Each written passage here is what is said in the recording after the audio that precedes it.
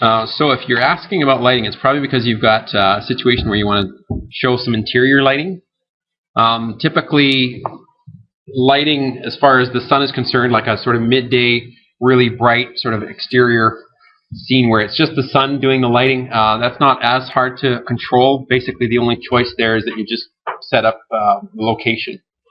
So you can determine where you are on the globe, and then what time of day, what time of year, and then it'll sort of match the sun, and that's how you determine your lighting if you're just doing exteriors. If you're doing interiors, it's a little different. So what I'm going to do here is I'm just going to zoom in a little bit on my camera view using the full navigation wheel. And I'll pan around a little bit so I can see the front of the building a little better. Okay, so I'll go with that view. And obviously I can't see anything inside the building right now, so I need to quickly create some windows. So I'll go back to my level 1 floor plan view and just use the curtain wall storefront type. And I'll just generate a big glazing section on the front. And we'll do littler ones on the side here. Alright, that will allow me to see inside the building. It should have a roof as well, just so that we don't have the sunlight dumping in here just quite as much. So on my level 2, I'm just going to quickly generate a roof, and I will go with the default here, which is to just pick the wall lines. And then I'm just going to make it a flat roof, just to keep this simple. So I'll select all those lines and make sure that none of them define slope. Click the green check mark, go to a 3D view just to see what I've got. And that needs to come up, obviously. So I'll bring that up above level 2 by another, see if that works, a little higher.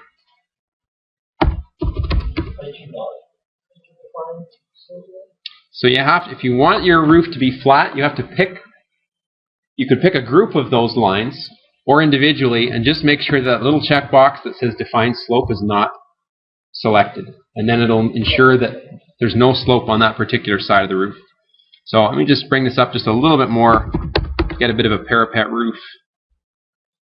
And then I'm just going to bring these down a little bit. You'll see that because they're the storefront type that they'll fill in with the original wall above. Okay, and then of course I should have a floor in here as well. So I will go back to my, just check where I need that floor to be. So I'm going to put that floor at level 2 actually. So just quickly click the floor button. It's going to default to picking walls. And it'll trim that all up. I'll click the green check mark. And now I'm just going to go to my section view to make sure what I've got here.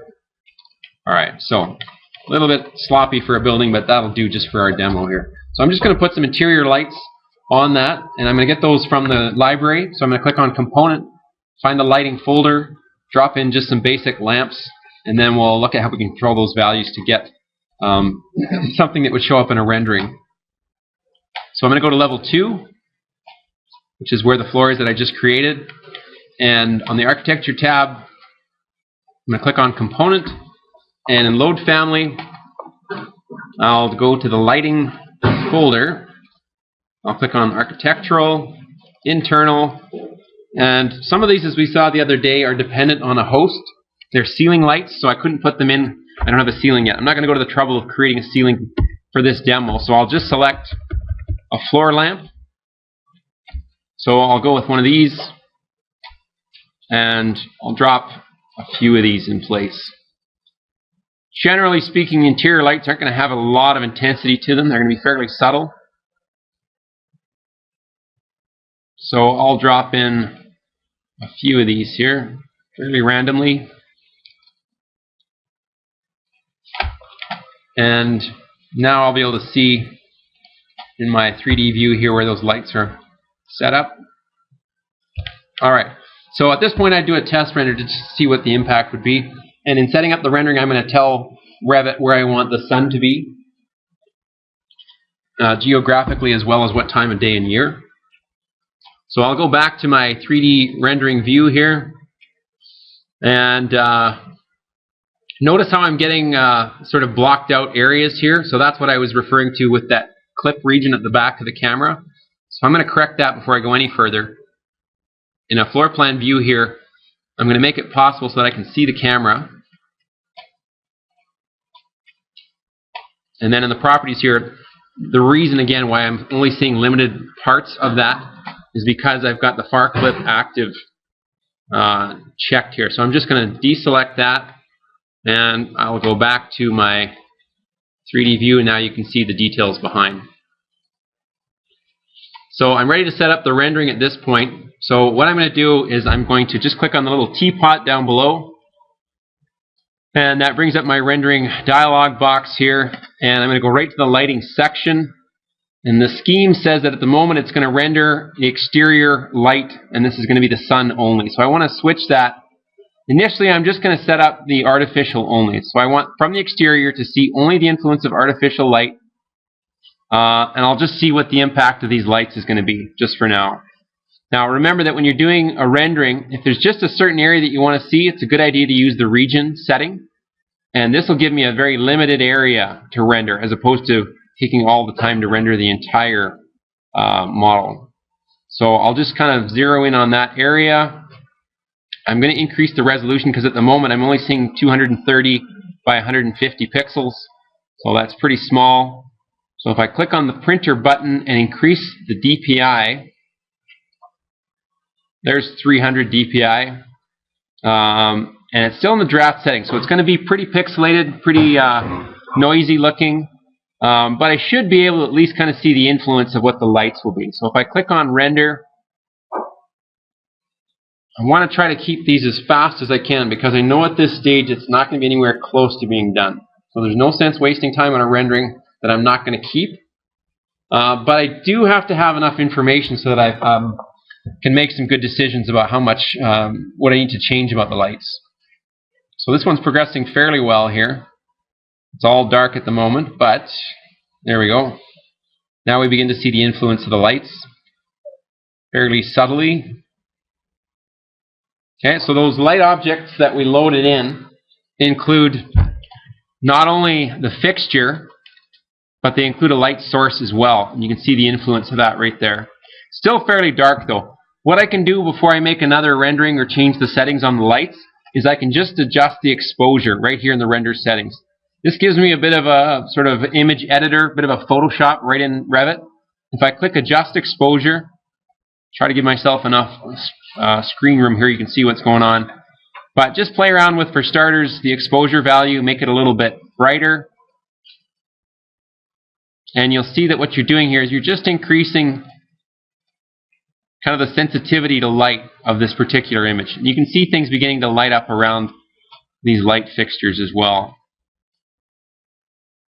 So there we go. So I've actually got some pretty good influence here. I might want to make the highlights a little brighter. I can increase the saturation just to get the colors a little bit richer. Don't do anything too drastic with these sliders because you can screw this up pretty quick. So obviously that's going a little too far. So I might want to back that off a little bit. If you get too far from your original, remember you can always just reset to default to bring that back to the way it looked originally. And maybe after all that I realize that all I really want to do is just increase the overall exposure value and the highlights and maybe the intensity just a little bit to get something about like that. So I click OK. At this point, if I need to keep this as a reference, just remember that every rendering you make, if you want to keep it, you have to save it to project, which is this button down here. If you don't do that, then as soon as you turn the rendering dialog box off, it's just going to drop the rendering. It'll be gone. So if those lights weren't quite bright enough, so I'll save this to project, and I'll just call this test 1. I know it's not finished, but it's a good reference point. If those weren't bright enough, what you can do is you can close the rendering dialog box, select one of these lights, and then in edit type, you can see here how it describes the lamp, and it also describes the light source. So in this case, I've got a 100 watt, 120, I think that means volt, light source. So click on edit type,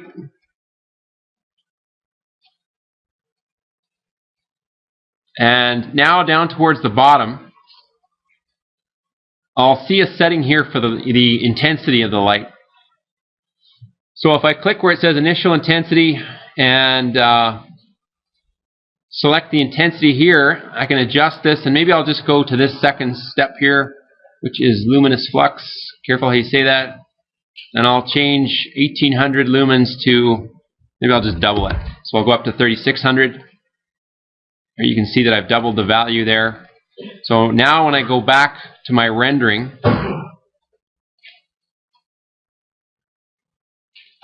and I'll just click on the teapot here to bring up the rendering dialog, I've still got region activated. So if I render this, I'll still see just that select area,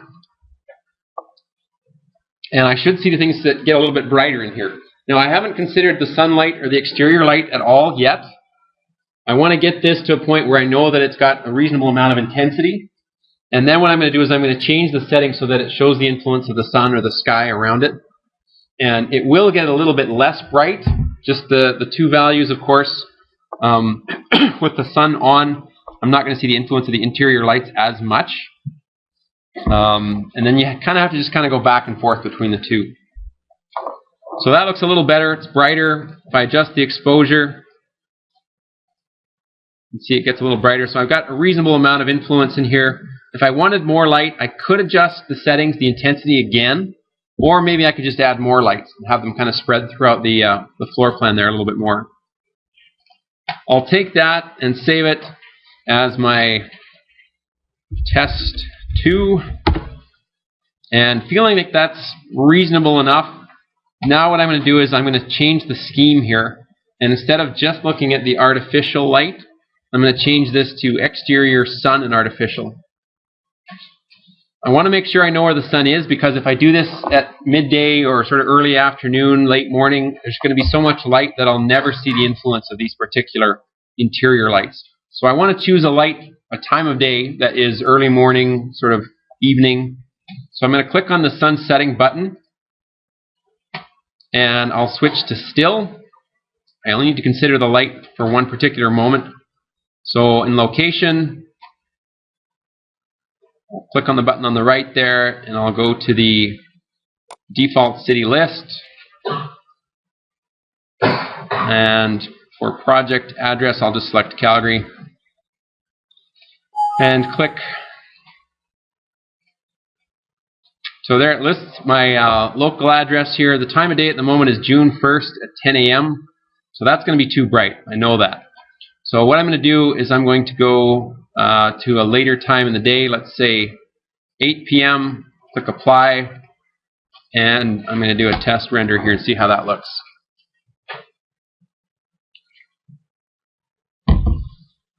Now I'm kind of guessing blindly at what the influence of that sunlight is going to be on this. If I had wanted to be a little bit more particular, I could have used my view control bar along the bottom, and using, for example, the realistic style and turning the shadows on, I could have seen a little better indication about where the sun is and what the impact of the light coming in the windows and such would have been. So you can see there right away, because I've now got the influence of light outside, there's less impact from the interior lights. So I would want to adjust the exposure for starters, and see if I can get a little bit more information. So that's better already. So I didn't have to re-render or change the light settings initially. I just used the exposure value settings here. And I've got something that's looking better. Not perfect yet. Of course, it's still a little rough, but better. So now I've got the influence of some of the skylight and sort of environmental light, the ambient light, but I've also got these interior lights working fairly well also. So if I turn off region, and now maybe I'll step this up just a little bit and go to a low setting. I don't need quite that many pixels to render, so I'm going to drop this down to, let's say, 250. See what it gives me. That's a little more reasonable. And I'll render that. And that's the process. So basically, once you get reasonably close to the image that you want, then you can slowly start to increase the render settings and just kind of go back and forth And eventually you would set those render settings up to high with a step above that, and that might be the image that you end up saving for your project and dragging onto your sheet.